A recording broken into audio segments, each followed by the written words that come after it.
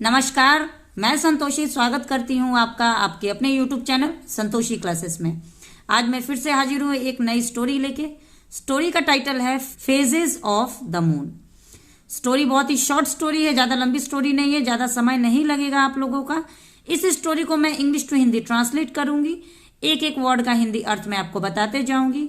साथ में जो भी ग्रामर का पार्ट होगा उसको भी हम बहुत ही डिटेल में सीखेंगे। जो भी ग्रामर का पार्ट, जो भी स्ट्रक्चर आपको अगर ऐसा लगे कि आपको नहीं पता था, कुछ नया आपको इस वीडियो में सीखने को मिल रहा है, तो आप उसको प्लीज नोट जरूर कर लीजिएगा। तो चलिए वीडियो को स्टार्ट कर। सबसे पहले स्टोरी का टाइटल देखते हैं, फेजेस ऑफ द मून। इसका मतलब होता है, मून का मतलब होता है चंद्रमा और फेजेस मतलब रूप। तो इस पूरे टाइटल का क्या मतलब हुआ?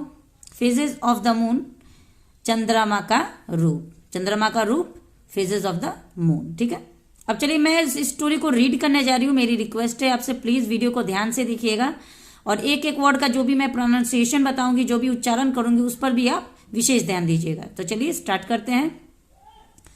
Birbal's wisdom was famous all over the world. क्या मतलब हुआ?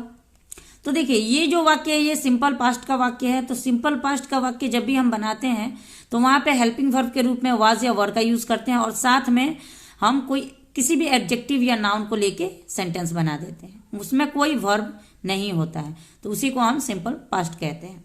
और अगर वर्ब होगा तो उसको हम टेंस में डाल देंगे। तो इस पूरे सेंटेंस का क्या मतलब हुआ? बीरबल्स विजडम, यहाँ पे बीरबल के बाद एपोस्ट्रोफी एस का यूज किया गया है। इसका मतलब होता है का, के, की। तो बीरबल्स विजडम का मतलब होता है बीरबल की बुद्धि। वाज फेमस, फेमस का मतलब होता है मशहूर और वाज मतलब था। तो बीरबल की बुद्धि मशहूर थी ऑल ओवर द वर्ल्ड, यानी पूरे देश में मशहूर थी। वंस, एक बार, a king from another kingdom, एक बार एक राजा, फ्रॉम अनदर किंगडम मतलब दूसरे राज्य से, एक राजा जो दूसरे राज्य का था। Wanted to meet Birbal. अब यहाँ पे देखिए इस सेंटेंस में दो वर्ब का यूज हुआ है। पहला है वांटेड, दूसरा है मीट। मीट मतलब मिलना और वांट मतलब चाहता। तो चाहना भी वर्ब है और मीट मतलब ये मिलना भी वर्ब होता है। तो जिस भी सेंटेंस में हम दो वर्ब का यूज करते हैं तो इसका क्या रूल होता है कि पहले वाले वर्ब को हम टेंस के अकॉर्डिंग यूज करते हैं और दूसरे वाले वर्ब के पहले, यानी दोनों वर्ब के बीच में हमको टू का यूज करना होता है और टू के बाद हमको हमेशा वर्ब का फर्स्ट फॉर्म ही लगाना होता है। इस बात पर भी आपको विशेष ध्यान देना है कि जो भी पहला वर्ब है उसको टेंस के अकॉर्डिंग यूज करना है और दूसरे वर्ब का फर्स्ट फॉर्म लगेगा, उसके बीच में हमको टू लगाना है। जैसे वांटेड टू मीट, यहाँ पे वांटेड जो है वर्ब का सेकेंड फॉर्म है। इसका मतलब ये वाक्य पास्ट इंडेफिनिट का एफर्मेटिव वाक्य है। ठीक है, जिसमें हम वर्ब का सेकेंड फॉर्म का यूज करते हैं। तो once a king from another kingdom wanted to meet Birbal का मतलब हुआ कि एक बार एक राजा दूसरे राज्य से बीरबल से मिलना चाहते थे। He invited Birbal to his palace. इसका क्या मतलब हुआ? ही इन्वाइटेड, यहाँ पे इन्वाइट का second form invited past indefinite का एफर्मेटिव वाक्य है जिसमें वर्ब का सेकेंड फॉर्म का यूज होता है। इन्वाइट का मतलब होता है आमंत्रित करना और इन्वाइटेड मतलब आमंत्रित किए या बुलाए। तो he invited Birbal to his palace का मतलब हुआ कि उन्होंने बुलाया या उन्होंने आमंत्रित किया बीरबल को टू हिज पैलेस। पैलेस का मतलब होता है दरबार में, राज्य दरबार में, महल में। जो दूसरे राज्य के राजा थे उन्होंने बीरबल को अपने महल में आमंत्रित किया।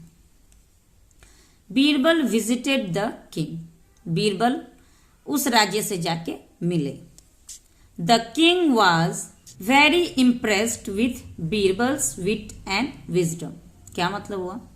The king was very impressed का मतलब होता है वह जो राजा थे वो बीरबल से मिलके बहुत ही प्रभावी हुए, बीरबल की बुद्धि और बुद्धिमत्ता से बहुत ही प्रभावित हुए। When Birbal's stay came to an end, यहाँ पे देखिए फिर बीरबल के बाद एपोस्ट्रोफी एस का यूज किया। इसका मतलब का, के, की। तो जब बीरबल का वहां पे जो स्टे का मतलब होता है जब बीरबल का समय जो वहां पे वो रुके थे, जब उनका रुकना, उनका ठहरना केम टू एन एंड यानी अंत में आया, यानी कि जब उनका वहां पे जितने समय के लिए वो ठहरे थे वो जब अब एंड में आ गया, यानी वो अब समाप्त होने वाला था। The king gave him many gift, उस राजा ने, गेव यहाँ पे गिव का सेकेंड फॉर्म है। गिव मतलब देना, गेव मतलब दिए। तो उस राजा ने दिए, हिम मतलब उन्हें किसे, बीरबल को। मैनी गिफ्ट मतलब अनेकों उपहार दिए। As he left the palace, जैसे ही उन्होंने महल को छोड़ा। यहाँ पे लीव का सेकंड फॉर्म लेफ्ट, लीव मतलब छोड़ना, लेफ्ट मतलब छोड़े। तो जैसे ही उन्होंने महल को छोड़े यानी छोड़ने ही वाले थे, one of the king's minister आक्स बीरबल, तो उस राज्य दरबार के यानी जो दूसरे राज्य दरबार में जहां बीरबल मिलने गए थे उस नए राजा से, उस दूसरे राजा से, उस राज्य दरबार के एक मंत्री ने जैसे ही वो उस महल को छोड़ के आने वाले थे यानी उस जगह को छोड़ने वाले थे, तो उस राज्य दरबार के एक मंत्री ने आस्क बीरबल यानी बीरबल से पूछा, how would you compare emperor Akbar with our king. ये इंटरोगेटिव सेंटेंस है, WH फैमिली का यूज हुआ है। हाउ, हाउ मतलब कैसे। हाउ वुड यू कंपेयर मतलब तुम कैसे तुलना करोगे, कैसे तुम तुलना करोगे। एम्परर अकबर यानी अकबर राजा की यानी तुम्हारे जो राजा अकबर है उनकी तुलना विथ आवर किंग यानी हमारे राजा से, तुम कैसे अपने राजा की तुलना हमारी राजा से करोगे। बीरबल सेड, बीरबल ने कहा, your king is like the full moon.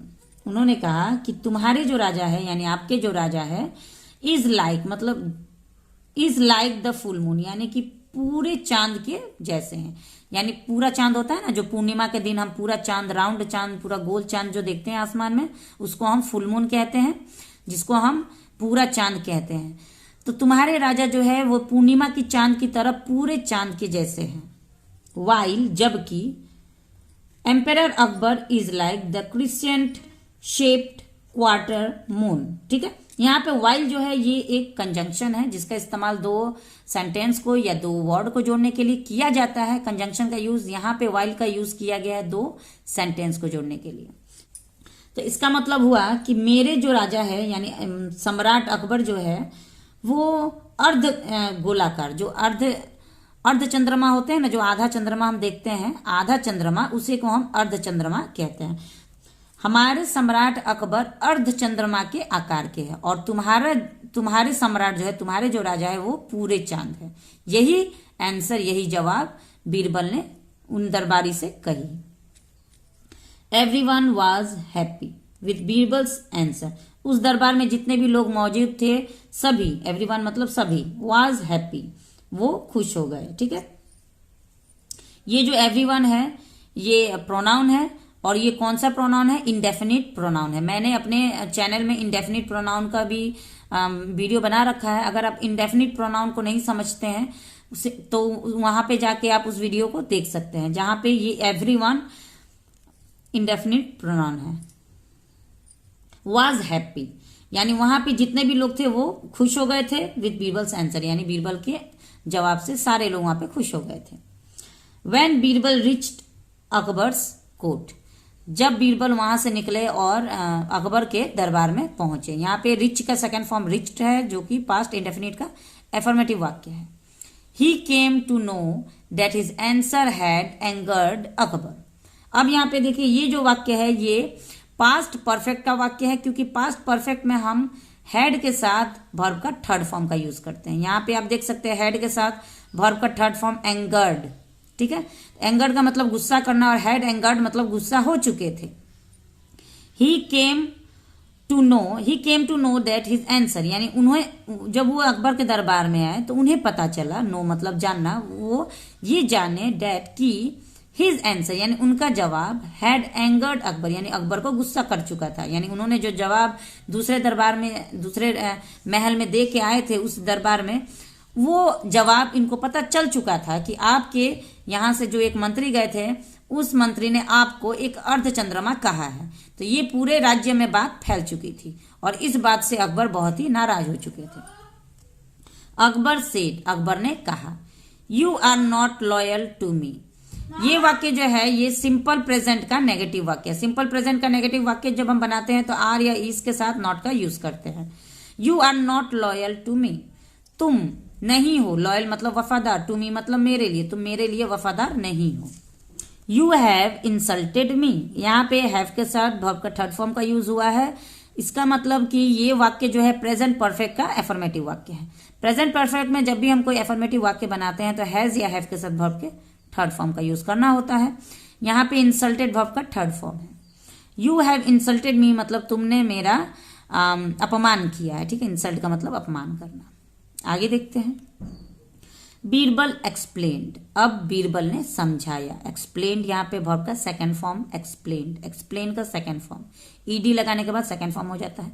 तो बीरबल ने समझाया, your majesty Maharaj, the full moon becomes smaller every day. अब उन्होंने विस्तार रूप से समझाया।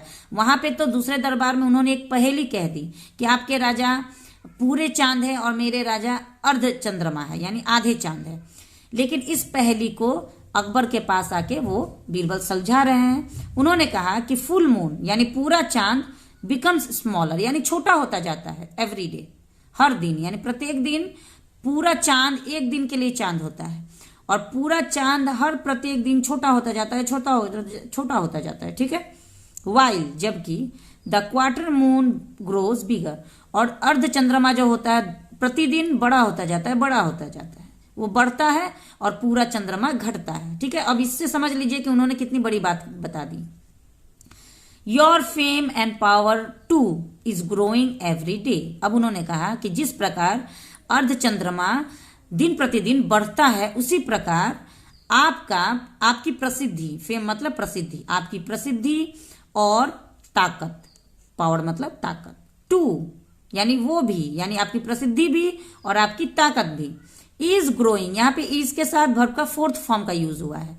इस बात पर भी आप ध्यान दीजिएगा, ये वाक्य प्रेजेंट कंटिन्यूअस का वाक्य है। प्रेजेंट कंटिन्यूअस में हम इज या आर के साथ वर्ब के फोर्थ फॉर्म का यूज करते हैं, या आप ऐसे भी समझ सकते हैं कि प्रेजेंट कंटिन्यूअस में हम इज या आर के साथ वर्ब के फर्स्ट फॉर्म में आईएनजी जोड़ देते हैं। दोनों तरीके से आप इसे पहचान सकते हैं। तो इज ग्रोइंग का मतलब होता है बढ़ता जा रहा है, तो आपकी प्रसिद्धि और आपका ताकत दिन प्रतिदिन वो भी बढ़ता जा रहा है, ठीक है। Akbar hugged Birbal for his loyalty, Akbar ने बीरबल को गले लगाया उनकी वफादारी के लिए। तो अकबर ने बीरबल को उनकी वफादारी के लिए गले लगाया और उनका जो गुस्सा था वो उनकी समझदारी से ठंडा हो गया। तो आज की वीडियो उम्मीद है आपको पसंद आई होगी, मेरे पढ़ाने का तरीका आपको अच्छा लगा हो। अगर वीडियो थोड़ा सा भी अच्छा लगा हो तो प्लीज़ लाइक जरूर कर दीजिएगा। चैनल पे पहली बार अगर मेरा वीडियो देख रहे तो चैनल को सब्सक्राइब भी कर लीजिएगा। बेल आइकन दबाना ना भूलें ताकि मेरे सारे अपकमिंग वीडियोस सबसे पहले आप तक पहुंचती रहे। तो मिलती हूँ नेक्स्ट वीडियो में एक और इंटरेस्टिंग स्टोरी के साथ। अपनी सिस्टर को सपोर्ट करिए, अपना प्यार बनाए रखिए और मेरे चैनल पे बने रहिए। मिलते हैं नेक्स्ट वीडियो में, तब तक के लिए thanks for watching the video and have a nice day.